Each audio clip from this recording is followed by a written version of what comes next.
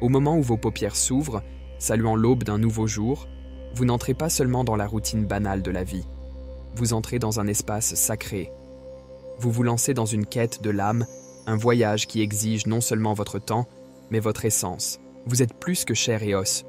Vous êtes un voyageur spirituel sur un chemin sacré. C'est là le véritable magique, la véritable quête.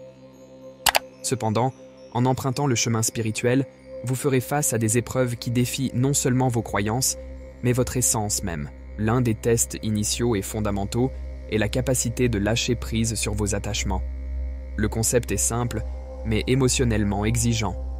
Voyez-vous, nous avons tous des ancres, des personnes, des objets, des idées auxquelles nous nous accrochons et que nous pensons nous définir. Ce sont des choses que nous aimons, des choses dont nous pensons ne pas pouvoir nous passer. Mais la question est, pouvez-vous vous détacher? Imaginez votre vie comme un arbre. À mesure que vous grandissez, vous accumulez des feuilles. Ce sont vos attachements. Elles offrent de l'ombre et de la beauté. Cependant, elles ne sont pas le cœur de votre arbre. L'univers, toujours attentif, veut voir comment vous gérez ces feuilles. Elles obstruent votre vue du ciel, elles empêchent une nouvelle croissance de manière douce mais ferme. L'univers peut secouer votre arbre, faisant tomber quelques feuilles. Ce n'est pas pour vous blesser, mais pour offrir de la clarté, pour de nouvelles feuilles, de nouvelles expériences. Lorsque vous commencez à croire que vous ne pouvez pas vivre sans une feuille spécifique, vous envoyez un signal à l'univers. C'est comme si vous disiez « C'est bon, je suis complet avec ça ». L'univers écoute et peut simplement dire « Êtes-vous sûr ?» Vous passerez alors par l'expérience de perdre cette feuille, cet attachement. Ce n'est pas une punition, c'est une leçon. C'est l'univers qui vous demande. L'arbre est-il mort quand la feuille est tombée, ou a-t-il fait place à une nouvelle feuille, à une croissance fraîche? Plusieurs philosophies spirituelles, des enseignements du bouddhisme sur le détachement à la pratique stoïque de la force émotionnelle, touchent toutes à cette sagesse. Se détacher ne signifie pas cesser d'aimer ou de désirer. Cela signifie que vous reconnaissez que votre but ultime n'est pas lié à un état temporaire d'être. Votre quête finale est la sagesse, la paix, l'unité avec l'univers qui transcende tout attachement unique. Alors, où est votre cœur? Êtes-vous tellement consumé par l'amour d'une seule feuille que vous oubliez que vous êtes un arbre en croissance constante dans une vaste forêt? Ce test vous demande d'évaluer vos priorités. Êtes-vous défini par les choses auxquelles vous vous attachez ou par votre capacité à grandir et à vous adapter, à être en harmonie avec votre moi supérieur? L'univers attend de vous confier une connaissance plus grande, une forme d'amour plus élevée et des niveaux de conscience plus profonds. Mais d'abord, il veut voir si vous êtes prêt à secouer les vieilles feuilles, à faire place à de nouvelles expériences, à être un arbre faisant partie d'une plus grande forêt. Vous n'êtes pas juste un arbre perdu parmi tant d'autres, vous êtes la forêt elle-même. Vivez en changement constant. Ainsi, lorsque vous traversez avec succès le test du détachement, vous réalisez que vous êtes plus résilient, plus en harmonie et en fait, plus complet que vous ne le pensiez. Vous n'êtes pas vos attachements, vous n'êtes pas vos pertes, vous êtes le voyage que vous entreprenez. Un voyage qui est à la fois sacré et enrichissant. Rappelez-vous, vous n'êtes pas défini par ce à quoi vous vous accrochez, mais par votre capacité à vous détacher et à renaître. Lorsque vous le faites, vous devenez un phare, un témoignage du potentiel infini de l'esprit humain. Vous faites partie de quelque chose de plus grand que vous-même, quelque chose de vraiment divin, et c'est votre véritable voyage. Un voyage sans entrave, un chemin plein de potentiel. Vous devenez l'univers en mouvement, une histoire sacrée se déroulant éternellement. Dans un monde qui glorifie la gratification instantanée, où le prochain stimulus de dopamine est seulement à portée de touche pour emporter, nous trouvons le concept d'attendre de plus en plus difficile. Nous avons été conditionnés à croire que le temps est essentiel, que si quelque chose ne se produit pas maintenant, cela n'arrivera jamais. Cependant, la sagesse du voyage spirituel nous guide dans une direction complètement différente. Elle murmure à notre oreille qu'un des tests les plus profonds que nous rencontrons dans la vie est un test de patience, surtout lorsque nous devons attendre plus longtemps que nous ne le pensons. Voyez-vous, la patience n'est pas seulement l'acte d'attendre, c'est comment vous vous comportez pendant que vous attendez. C'est maintenir un sens de calme, une apparence de paix, alors que le monde autour de vous semble se précipiter devant vous. Nelson Mandela a dit un jour « J'ai appris que le courage n'était pas l'absence de peur, mais le triomphe sur elle. » De la même manière, la patience n'est pas l'absence de désir ou de besoin, mais le triomphe sur l'anxiété hâtive qu'ils produisent souvent. Alors, pourquoi l'univers nous fait-il attendre? Pourquoi rencontrons-nous ces moments où le temps semble s'étendre infiniment devant nous, comme un tunnel sans fin, sans lumière en vue? La réponse n'est pas simple, mais elle est profondément éclairante. Ces périodes d'attente ne sont pas vides. Ils sont des terrains fertiles pour la croissance, nourrissant notre âme et notre esprit. Considérez l'agriculteur qui plante une graine et attend qu'elle germe et grandisse. S'il devient impatient et la déterre pour vérifier, il interrompt le processus naturel. De la même manière, chaque retard dans notre vie est une période de gestation, un temps pour que nous germons et grandissions intérieurement. Nous apprenons l'art de la résilience, de la force et surtout de la foi. L'univers ne demande pas si vous pouvez attendre. Il demande si vous pouvez le faire avec grâce, avec compréhension, avec un cœur rempli d'espoir, plutôt qu'avec une mentalité de désespoir. Plutôt que de voir l'attente comme une affliction, voyez-la comme un espace de préparation.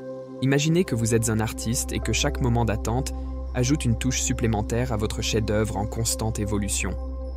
L'univers ne vous prive pas, il vous prépare à quelque chose qui correspondra à votre préparation, à votre mérite. Maya Angelou a affirmé avec sagesse « Toutes les grandes réalisations demandent du temps, vos objectifs, vos rêves, votre éveil spirituel, ce sont toutes de grandes réalisations en formation. » Alors, comment rendons-nous ce processus d'attente plus agréable, moins angoissant? Nous devons apprendre à trouver le contentement dans le moment présent. Les maîtres zen parlent de la beauté du moment présent, nous encourageant à trouver la paix et le bonheur dans le maintenant. Lorsque nous sommes en paix avec le présent, l'incertitude du futur perd son pouvoir effrayant. Au lieu de sentir que vous perdez du temps, vous reconnaissez que vous recueillez des idées, que vous renforcez vos muscles spirituels et que vous enrichissez votre âme. Lorsque vous êtes devant une porte fermée, vous demandant quand elle s'ouvrira enfin, considérez que chaque minute que vous attendez, dans un état de patience, est une couche de plus de sagesse, une autre encoche sur votre ceinture de résilience. Lorsque la porte s'ouvrira enfin et que vous franchirez le seuil, vous réaliserez que la profondeur de votre joie est précisément parce que vous avez dû attendre pour elle. C'est une joie enrichie par le processus, approfondie par la patience et élevée par l'anticipation. D'une certaine manière, votre vie n'est pas seulement les événements qui se déroulent, mais aussi les intervalles entre eux. Alors, lorsque vous vous retrouvez dans un de ces intervalles, attendant que le prochain chapitre commence, rappelez-vous que ce n'est pas une pause, c'est une préparation. Chaque moment que vous attendez n'est pas perdu, il est investi. Vous n'êtes pas retenu, vous êtes préparé à quelque chose de si gratifiant que, lorsque cela arrivera enfin, vous comprendrez pourquoi chaque seconde d'attente en valait la peine. Alors, dans les moments silencieux, lorsque vous aspirez au progrès, rappelez-vous que le vrai progrès se produit en vous. Attendre n'est pas l'absence d'action, c'est une forme d'action, le développement silencieux et invisible de votre intérieur. Vous n'attendez pas seulement, vous grandissez, vous apprenez et vous devenez la personne qui sera prête lorsque le moment sera venu. Et quand il arrivera, vous réaliserez que vous n'attendiez pas seulement, vous étiez en voyage. Un voyage qui vous a fait ce que vous êtes, un voyage qui a rendu chaque moment d'attente valable. Le voyage de la vie nous emmène à travers des prairies ensoleillées, mais nous conduit également à des tempêtes furieuses. Il est facile de se sentir reconnaissant et plein de foi lorsque le ciel est dégagé, mais que se passe-t-il lorsque les nuages s'accumulent, que les vents se renforcent et que tout autour de vous commence à s'effondrer? C'est précisément à ces moments-là que l'épreuve de la foi entre en jeu, non pas comme un examen cruel, mais comme un important moteur de croissance pour votre âme. Imaginez votre vie comme un navire naviguant sur l'océan. Une mer calme n'a jamais fait un marin habile, comme dit le vieil adage. Imaginez affronter des mers agitées, où votre bateau est secoué de tous côtés, où l'eau éclabousse le pont et où vous vous sentez perdu dans l'immensité sans fin de l'eau. Il serait facile d'abandonner le navire, de supposer qu'il sombre et de sauter à l'eau, mais la foi est la boussole qui vous incite à rester ferme, à croire que votre navire a été construit pour résister à la tempête. C'est votre conviction que la turbulence n'est pas un signe de désastre imminent, mais un passage vers des eaux plus calmes. Pensez au potier sur son tour, façonnant l'argile en un beau vase. L'argile est pressée, pétrie et tournée. Si l'argile avait des sentiments, elle se sentirait étourdie, désorientée et souhaiterait probablement sauter du tour.